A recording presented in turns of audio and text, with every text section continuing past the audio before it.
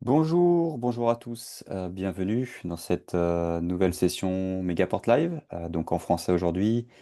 Je suis Lionel David, architecte solution basé en France, et aujourd'hui je vais vous présenter une comparaison entre deux de nos services virtuels, donc le Megaport Cloud Router et le Megaport Virtual Edge MVE.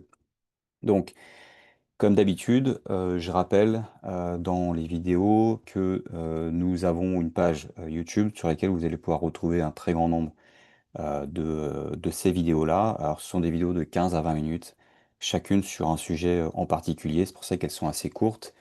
Vous en trouverez énormément en anglais, mais vous en trouverez aussi quelques-unes en français que j'ai eu l'occasion d'enregistrer. Avant d'aller dans les détails, donc très rapidement pour ceux qui ne connaissent pas Megaport ou peu, donc c'est un backbone global présent dans 26 pays, 160 zones métro et quasiment 1000 data centers dans le monde.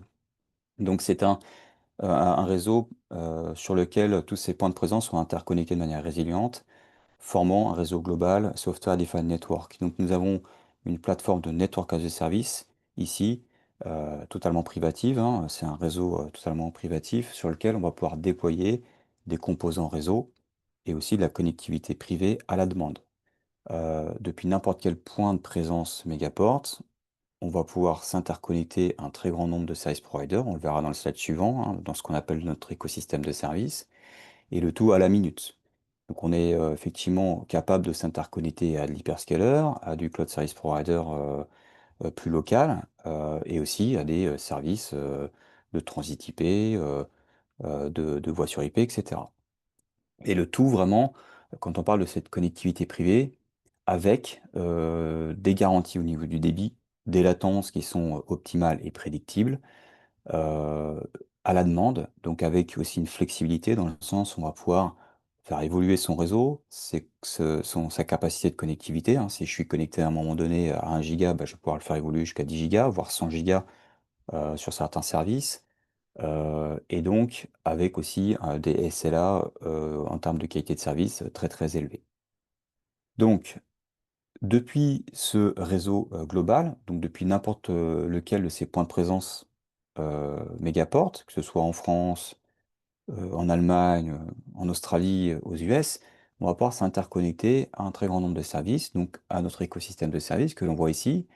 Donc on va avoir beaucoup de demandes pour s'interconnecter à des cloud service providers. On voit aussi là ici les noms principaux, mais on en a bien d'autres. Et là, l'idée, c'est qu'on va s'interconnecter de manière totalement automatisée à un AWS, à un Azure, à un Outscale, à un OVH en 1 minute et pouvoir s'interconnecter aux workloads qui sont hébergés chez ces cloud service providers. Donc, on a effectivement cette partie très importante d'accès vers les cloud service providers. Et on va compléter aussi cette offre de service avec un très grand nombre de providers de type plateforme et infrastructure provider. Donc là, on va retrouver du GPU as a service pour de l'IA, on va retrouver de la voix sur IP, par exemple du WebEx. On peut retrouver aussi du Cloudflare pour du transit IP, du Magic Transit. On va vraiment retrouver un très grand nombre de providers. On a une liste d'à peu près 400 service providers de disponibles dans notre marketplace. On peut aussi s'interconnecter à de l'Internet Exchange. Donc, on opère nous-mêmes notre plateforme AX, de public peering, qui s'appelle Mega AX, dans un certain nombre de pays. Maintenant, on ne le déploie pas partout. Donc, par exemple, en France, on a un partenariat avec FranceX. Donc, vous pouvez aussi vous connecter à FranceX via le backbone de Megaport. On est aussi connecté à AMZX, à Lynx, à Londres, etc. Donc on a cette possibilité pour ajouter de l'option dans les services, pas que la connectivité privée vers des workloads privés dans les CSP, mais aussi du public peering. En haut à gauche, le data center, les data centers, l'idée c'est qu'on peut s'interconnecter via Megaport. On peut interconnecter deux data centers entre eux à la minute. Donc encore une fois, avec des débits flexibles. Donc par exemple, je suis connecté à Megaport à Paris et j'ai un data center connecté à Tokyo. Je peux monter un point-à-point entre les deux à la minute et que je peux faire évoluer au niveau du débit. Donc c'est ce qu'on appelle le data center interconnect. Donc là, on est sur un point-à-point de niveau 2, type SDN. qui sera automatisé, déployé à la demande et aussi flexible au niveau des débits. On a aussi un certain nombre de network operators et service providers de disponibles plutôt réseau qui vont permettre soit d'étendre l'accessibilité de Megaport dans les régions ou les villes dans lesquelles nous ne sommes pas, ou qui vont pouvoir fournir eux-mêmes via notre marketplace leurs propres services directement à des utilisateurs de Megaport. Et enfin, le côté entreprise en bas à gauche, c'est la possibilité d'avoir deux entreprises qui s'interconnectent l'une à l'autre via le backbone de Megaport, donc en s'échangeant une clé de service. Donc pareil, c'est très très rapide. On peut avoir deux partenaires ou un client partenaire, client fournisseur, pardon, ou deux clients entre eux qui ont besoin d'avoir de la connectivité entre eux et qui souhaitent avoir une connectivité stable, flexible et garantie, ce que ne permettrait pas en fait un VPN par Internet. Voilà, alors pour aujourd'hui, ici, on voit une représentation de l'ensemble de nos use cases, de nos services. On va se concentrer sur la différenciation en termes de services qui permettent d'une part de mettre en place du cloud-to-cloud, de la connectivité multi-cloud, donc avec le Megaport Cloud Router, et le Virtual Edge, donc avec le Megaport Virtual Edge, qui lui permet de répondre plutôt à des solutions un peu plus avancées de type euh, SD-WAN, connexion SD-WAN avec une gateway SD-WAN sur le backbone de Megaport, ou créer du firewall, du Next-Gen Firewall ou du routeur avec des options plus avancées que le MCR. Donc, MCR versus MVE, quelles sont les principales différences? Et on fera une petite démo à la fin sur la manière de déployer l'un et l'autre. Les deux sont des solutions totalement virtualisées. Donc, zéro hardware, on passe en fait en mode OPEX, et le choix de l'un à l'autre va dépendre de votre use case tout simplement.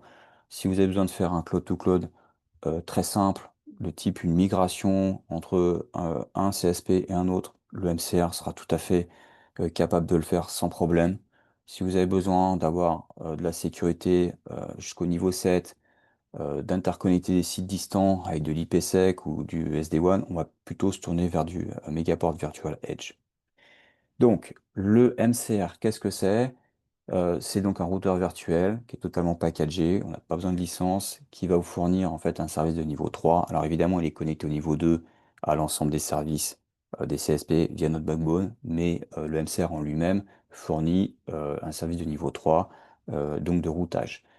Ici, si on veut interconnecter différents clouds entre eux, pas besoin d'avoir d'infrastructure physique, c'est totalement virtualisé.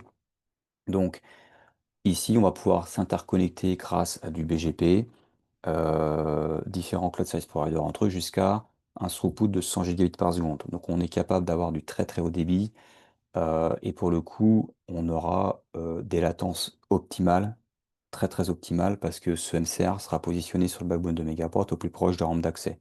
Donc on va être sur de la connectivité privée, potentiellement à très très haut débit, 100 gigas, avec donc du routage dédié et effectué avec du BGP de manière très très simple, on le verra sur le portail.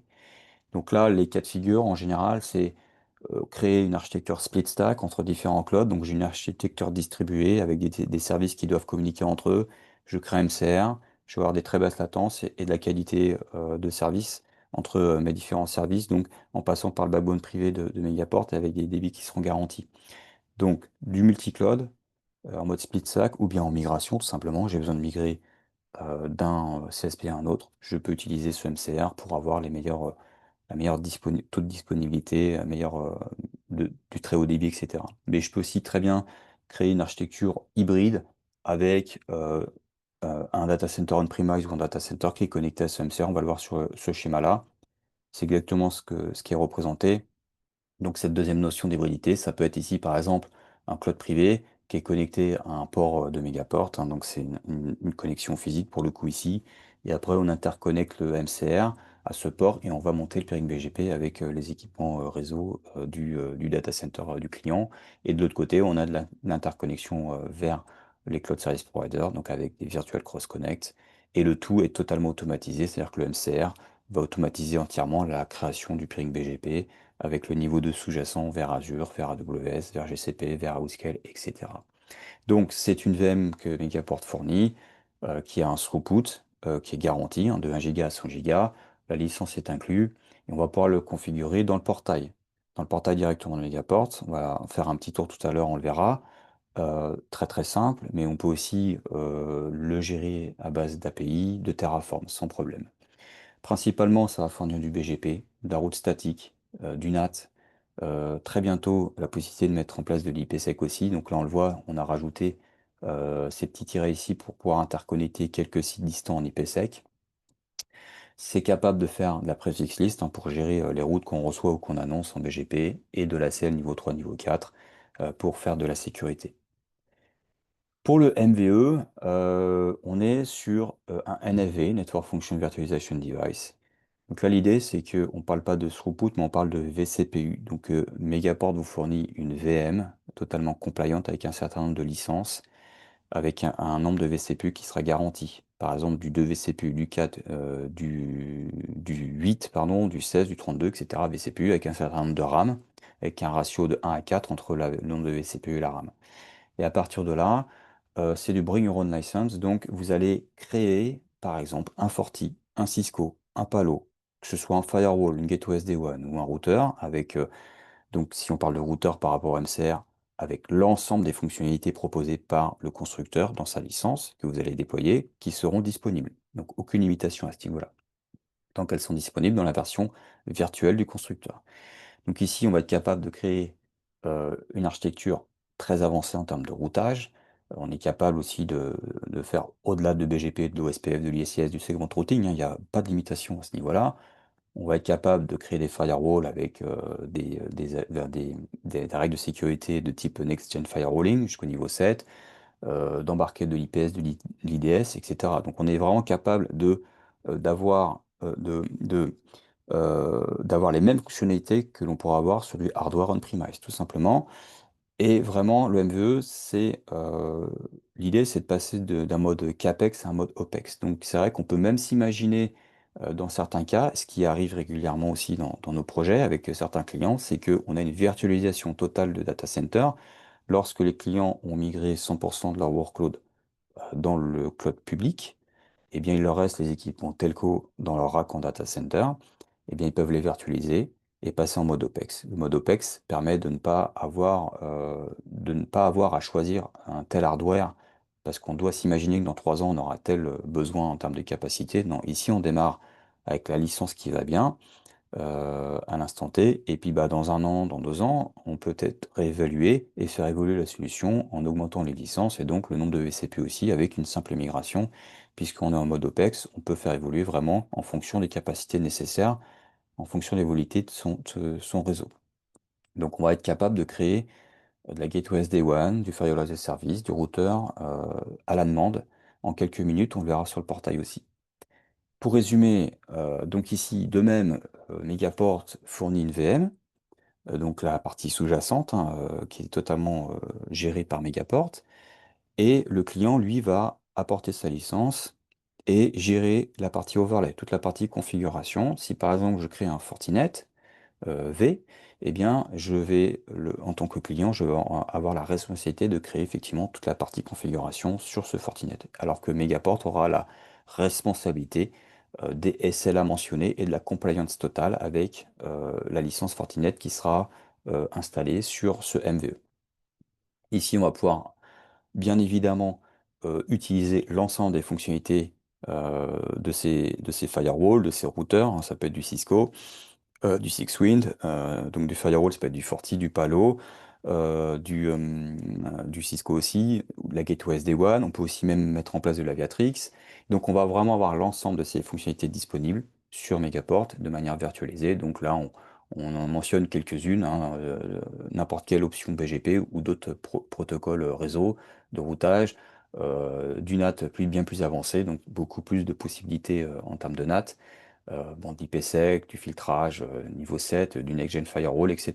Donc là, vous avez vraiment clé en main un équipement qui peut remplacer justement un équipement hardware que vous auriez on-premise et dont vous voulez vous débarrasser euh, potentiellement. Et ce MVE peut être interconnecté évidemment à Internet pour connecter un overlay SD-WAN, des sites en IPsec ou bien pour être un firewall connectés à Internet pour fournir de l'accès Internet, soit pour les workloads qui sont directement dans les cloud service providers, ou bien le MVE peut être connecté à un data center comme le MCR et donc fournir aussi juste la fonctionnalité de firewall en cœur de réseau Megaport.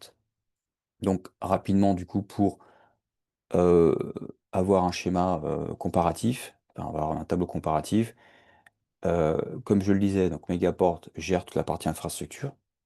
En termes de licence, elle est inclue pour l'MCR, c'est le Bring Your Own License pour le MVE. En termes de configuration, bah, le MCR, on va pouvoir le gérer dans le portail, en API, en Terraform. Le MVE, en fait, on va pouvoir gérer la partie VM, le déploiement, l'interconnexion directement, l'interconnexion avec des services directement dans le portail ou en API en Terraform aussi. Et puis tout ce qui est configuration au niveau de l'overlay, donc de la licence, bah, on va soit utiliser un orchestrateur, si c'est du SD-WAN par exemple. On peut aussi gérer de manière standalone l'ensemble des configurations, mais ça va se faire directement dans soit la CLI, soit la user interface graphique qui est fournie directement par le vendor et qui sera disponible via un accès, quel que soit le type d'accès, par un accès fourni par Megaport. En termes de routage, bah, encore une fois, le MVE va vous fournir n'importe quel type de routage qui est disponible dans la licence du constructeur. Côté Megaport, Cloud Router, on va être sur du BGP avec quelques options type à espace prépend, du MED, du BFD aussi, hein, pour faire du- de la phase convergence, du filtrage, la route statique. En termes de NAT, on aura du Y source NAT côté MCR, on n'aura pas d'imitation côté MVE. En termes d'ACL, on va être sur du niveau 4 pour la partie MCR et on va être sur du Next-Gen Firewall potentiellement si on choisit les firewalls côté MVE. L'IPsec, on va bientôt le proposer sur le MCR. Ça permettra d'interconnecter des sites distants avec de l'IPsec. Le MVE, donc là, il y a pas d'imitation tant que c'est disponible sur la licence du constructeur. Et en termes de throughput, le MCR, on peut aller de 1 giga à 100 gigas. Et le MVE, lui, ça va dépendre en fait du nombre de CPU, de quelles features en fait on va déployer tout simplement sur l'overlay. Euh, les deux MCR et MVE peuvent être créés de manière diversifiée pour éviter du SPOF, pour avoir de la très haute disponibilité en métrozone. Donc on peut en créer dans différents data centers, les interconnecter ensemble, ce qui veut dire qu'on peut avoir vraiment une architecture très très résiliente. On va pouvoir le gros bénéfice de ça effectivement, c'est de passer dans un modèle totalement virtuel. Donc si j'ai besoin de faire du cloud to cloud par exemple, ben, j'ai plus besoin de créer, d'aller louer de la place en fait en data center, en colocation, d'avoir mes propres équipements. Là, je peux le faire en fait à la minute directement via Megaport avec cette instance virtuelle. On a de la flexibilité dans le sens euh, où effectivement vous allez pouvoir faire évoluer votre solution virtuelle. On est en mode OPEX, comme je le disais, il n'y a plus de hardware, donc on n'a plus le problème de colocation, de power à payer ou d'évolution hardware tous les 3 ans potentiellement.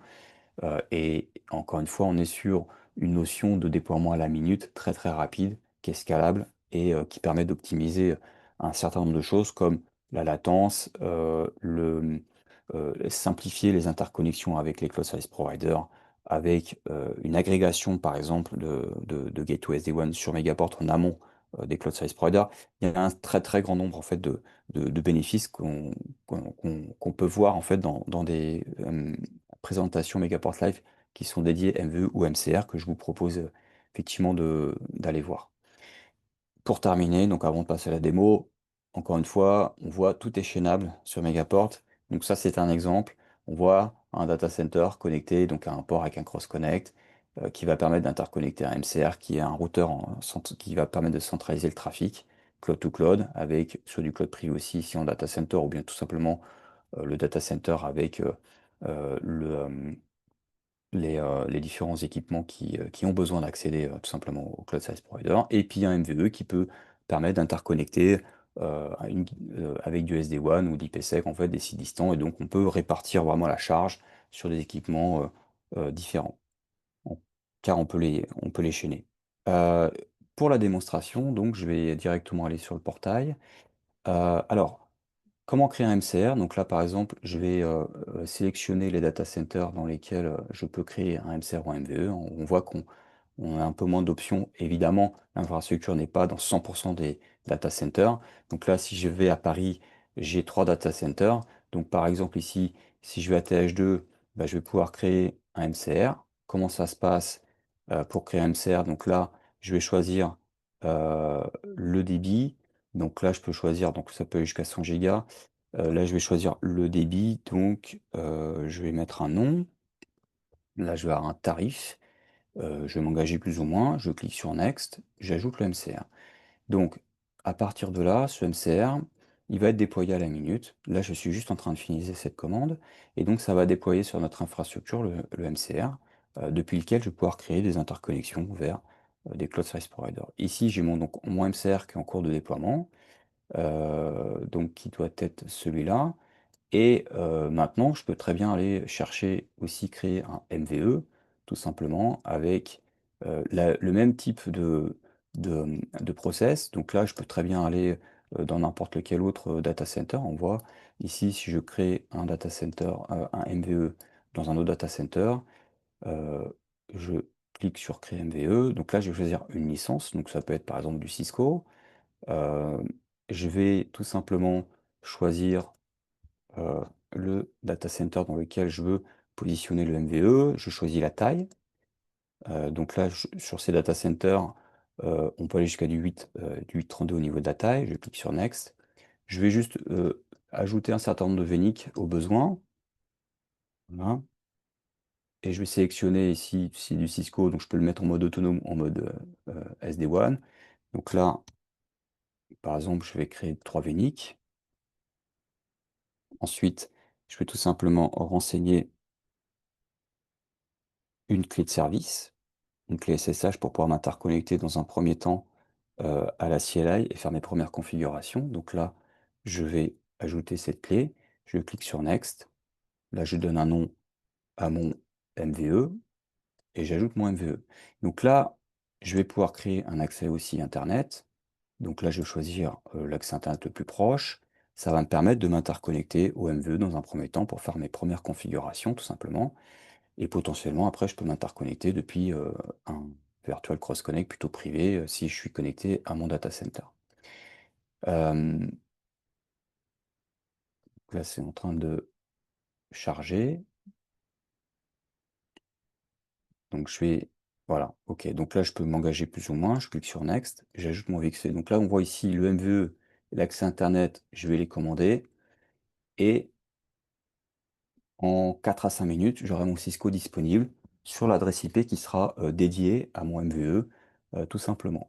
Donc, j'ai préparé pour cette démo deux équipements déjà au préalable, un MVE et un MCR, pour vous montrer effectivement le MCR pour le coup, on va pouvoir le gérer, donc comme on le disait, en API en Terraform ou via le portail ici. Donc, on va pouvoir créer ces préfixes là, on va pouvoir faire ces accels de ce côté-là. Effectivement sur l'ensemble des Virtual Cross Connect que je vais pouvoir créer vers AWS, Azure, etc., j'aurai la possibilité de créer, de paramétrer mes peering BGP de manière très très simple. Ici, on voit que j'ai créé un accès Megaport Internet, j'ai obtenu une adresse IP sur laquelle du coup je peux me connecter. Alors là, je suis plutôt sur le MVE, donc on va voir maintenant pour la partie MCR. Mais sur le MVE, donc j'ai créé un Fortinet. Et donc, si je vais sur l'adresse IP, eh bien, j'ai accès, au bout de 5 à 6 minutes peut-être, à mon environnement Fortinet et je peux commencer à créer ma configuration, à mettre en place en fait soit un overlay SD-WAN, soit mon firewall grâce à la licence que j'ai uploadée directement lors de la configuration du MVE. Si je retourne sur mes services, donc là, je vais sur le MCR. Donc, de manière plus simple, le MCR, effectivement, donc là, on l'a montré tout à l'heure, on a la partie Prefixes Packet Filter.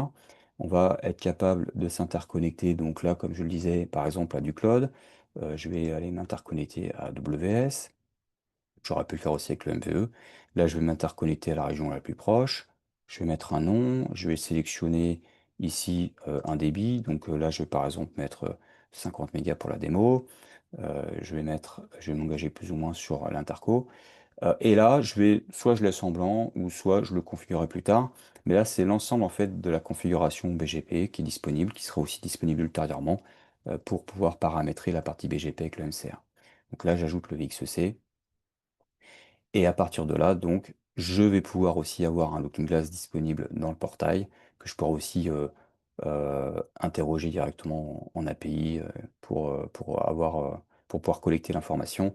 Et donc ici, j'aurai l'ensemble de mes routes que je pourrai superviser tout simplement de manière très très simple. Donc voilà pour l'ensemble pour les deux services ME MCR. Je vais voir s'il y a des questions.